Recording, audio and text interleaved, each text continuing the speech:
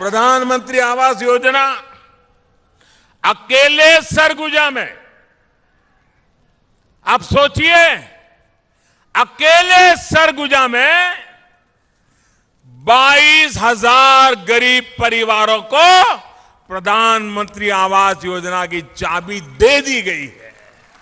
आज की इस वीडियो उन सभी के लिए जरूरी है जो भी 60 साल से ऊपर के बुजुर्ग यानी सीनियर सिटीजन हैं, या कोई विधवा महिला या कोई दिव्यांग। तो ऐसे नागरिकों के लिए देश में विशेष पेंशन योजना चलाई जाती है, जिसके तहत हर महीने उन्हें एक विशेष राशि दी जाती है। और सबसे बड़ी बात यह है कि अब इसमें बड़ा बदलाव किया गया है, जिससे लाखों लोगों को बड़ा फायदा यहां पर मिलेगा। दोस्तों, हमारे देश में लगभग हर राज्य सरकार वृद्धा पेंशन योजना, विधवा पेंशन योजना और दिव्यांग पेंशन योजना चलाती है। इन योजनाओं का उद्देश्य यही होता है कि ऐसे लोगों को जो कमाने की स्थिति में नहीं है, उन्हें सरकार हर महीने आर्थिक मदद दे, ताकि उन्हें बुढ़ापे में, विधवा अवस्था में या दिव्यांग होने पर किसी और पर निर्भर ना रहना पड़े। अब तक आपने देखा होगा कि इन योजनाओं के तहत पेंशन की राशि हर राज्य में अलग अलग है। कहीं 400 रुपए दिए जाते हैं, कहीं 1,000 तो कहीं 2,500 रुपए तक दिए जाते हैं। यानी हर राज्य अपने हिसाब से राशि तय करता है। लेकिन अब बड़ी खुशखबरी यह है कि 3,000 रुपए महीना पेंशन मिलने जा रहा है। चाहे वह बुजुर्ग हो, विधवा हो या दिव्यांग साथी हो, सबको 3,000 रुपए प्रतिमाह दिए जाएंगे। अब यहाँ कई सवाल उठते हैं, आखिर यह किस राज्य में लागू होगा, कौन कौन लोग इसके पात्र होंगे और कब से इसका लाभ मिलेगा? इन सब सवालों के जवाब मैं आपको विस्तार से देने जा रहा हूँ। इसलिए आपसे निवेदन है कि इस वीडियो को पूरा देखें, और अगर वीडियो अच्छा लगे तो लाइक जरूर करें।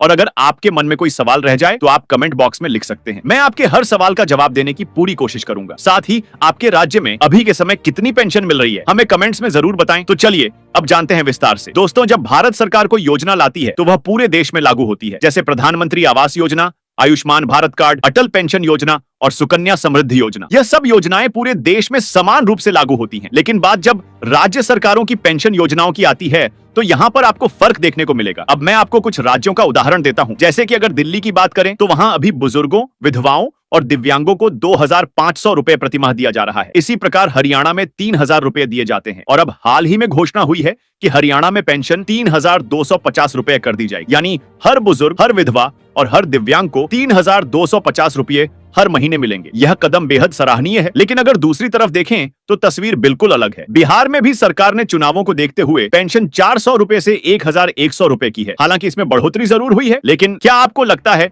इस महंगाई के दौर में 1,100 रुपए प्रतिमाह काफी होंगे? देखा जाए तो आज कल के जमाने में कम से कम 4,000 से लेकर 6,000 रुपए प्रतिमाह पेंशन हर राज्य में होनी ही चाहिए। वहीं अगर बात करें उत्तर प्रदेश की, तो उत्तर प्रदेश में भी यही हाल है। वहां भी सिर्फ 1,000 रुपए पेंशन मिलता है। ऐसे ही झारखंड में 1,000 रुपए, उत्तराखंड में आरएस 12,000, पश्चिम बंगाल में आरएस 700 से आरएस 1,000, राजस्थान में भी करीब आरएस 700 से आरएस 1,000 और महाराष्ट्र जैसे बड़े और विकसित राज्य में केवल 600 रुपए यह पेंशन मिलता है। अब आप खुद सोचिए, क्या 1,000 रुपए या 1,200 रुपए महीने की राशि को पेंशन कहा जा सकता है? आजकल भीख में भी लोग इससे ज्यादा दे देते हैं। सरकारें जब इतनी कम राशि देती हैं तो लगता है कि यह मदद नहीं बल्कि मजाक है, जबकि सच्चाई यह है कि हर इंसान अपनी पूरी जिंदगी मेहनत करता है, टैक्स चुकाता है और देश की तरक्की में योगदान देता है। एक व्यक्ति जब तक जवान रहता है तब तक मेहनत करके अपना परिवार पालता है, मजदूरी करता है, रिक्शा चलाता है, छोटे मोटे काम करता है, नौकरी करता है। हर छोटी बड़ी चीज पर वह टैक्स देता है। गाड़ी खरीदी तो टैक्स, कपड़ा खरीदा तो टैक्स, यहाँ तक कि टूथब्रश और टूथपेस्ट तक पर टैक्स। यानी पूरी जिंदगी इंसान टैक्स देता रहता है। लेकिन जब वही व्यक्ति 60 साल का हो जाता है